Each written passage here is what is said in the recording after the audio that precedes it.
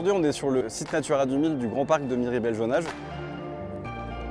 On ira par la suite vers une zone un peu plus urbanisée qui s'appelle Porte des Alpes, qui est un site avec des étangs artificiels.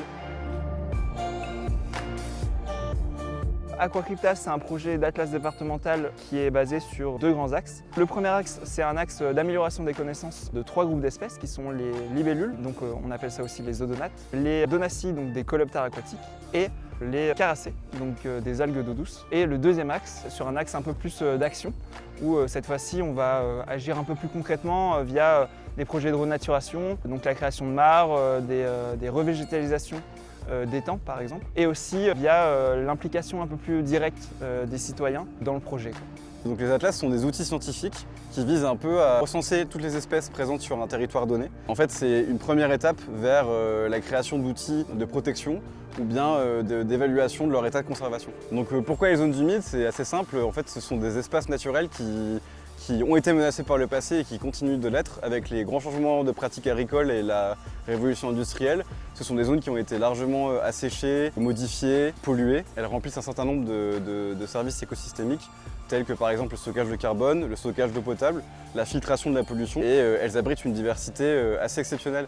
Et en fait, il y a une partie de cette biodiversité qui reste assez méconnue et ça peut empêcher en fait une bonne prise en compte de leurs enjeux et du coup de leur protection.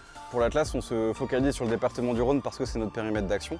Mais dans l'idée, on aimerait bien étendre un peu ce projet à l'échelle régionale pour qu'on ait une vision vraiment, un recul sur l'ensemble de la région concernant ces 3 taxons.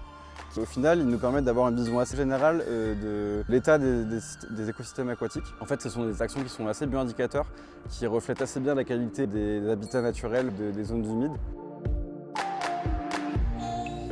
On a fait d'abord un gros travail de bibliographie, des données historiques naturalistes, donc dans les collections d'herbiers, les collections entomologiques.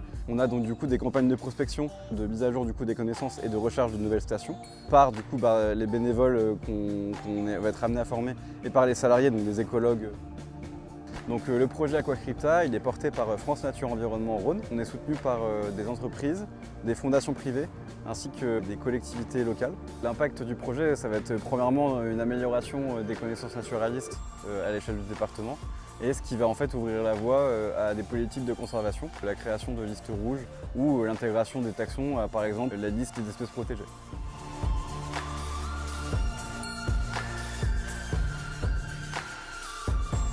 Les citoyens peuvent s'impliquer auprès d'FNE de 2 façons. FNE lance souvent des appels à dons pour divers projets et pour nous soutenir, ou simplement en devenant bénévole au sein de FNE, venir concrètement sur le terrain avec nous pour nous aider à rechercher les espèces.